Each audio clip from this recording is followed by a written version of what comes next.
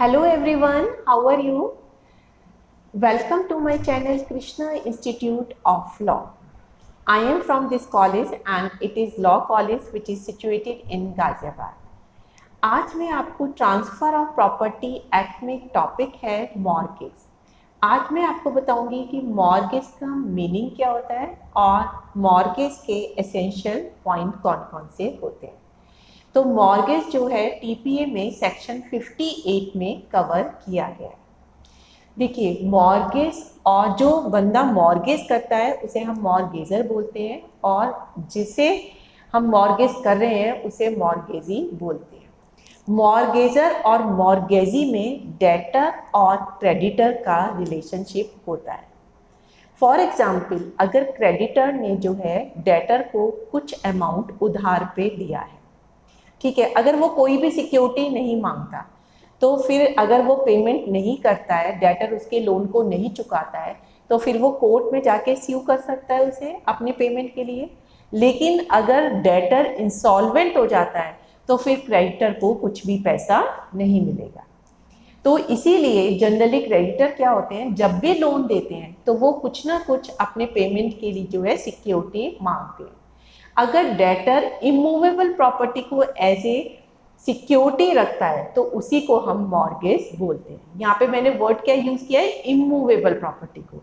अगर आप as a security loan की सिक्योरिटी इमूवेबल प्रॉपर्टी को रख के करते हैं तो वो आपका मॉर्गेज कहलाता है।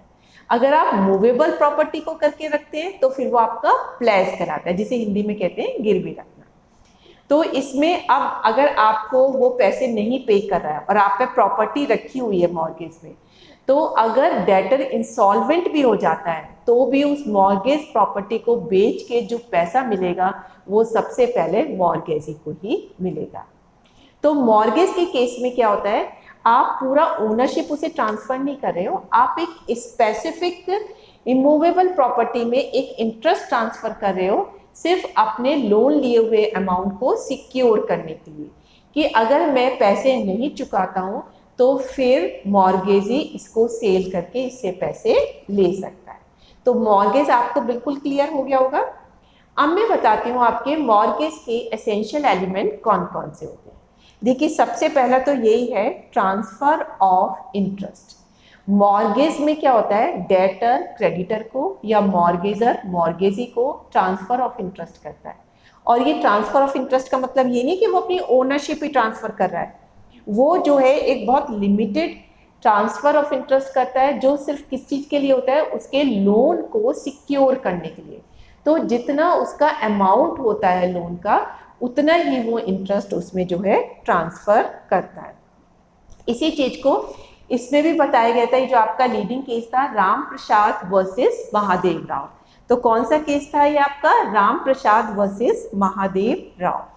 तो इसमें बताया था कि जैसे ही मॉर्गेजर अपने ट्रांसफ़र करता है इंटरेस्ट को तो वो ट्रांसफ़र उतना ही होता है जितना कि उसने लोन लिया है।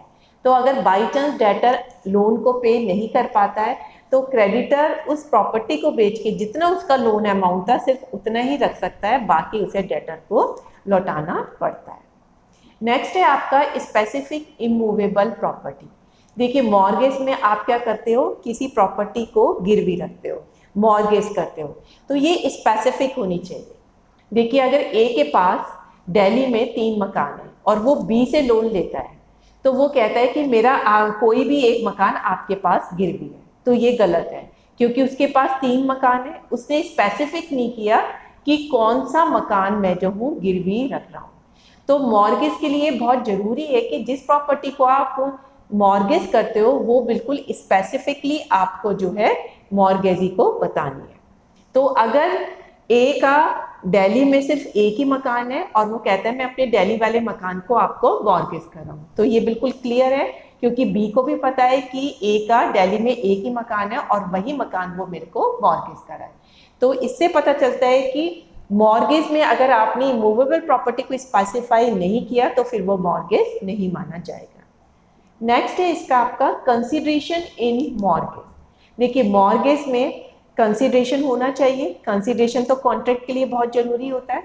तो मॉर्गेज में क्या कंसिडरेशन है, जो उसने आपसे लोन लिया है तो वो जो आपने लोन दिया है वही मॉर्गेज का कंसिडरेशन कहलाता है। लास्ट पॉइंट है, it is for securing the payment of money. ये बताता है कि मॉर्गेज का पर्पस क्या है। आपको पता ही है कि मॉर्गेज क्रेडिटर इसलिए रखवाता है प्रॉपर्टी को कि बाय चांस अगर डेटर टाइमली उसको पे नहीं करता तो फिर वो सिक्योरिटी से वो पैसा वसूल करता है।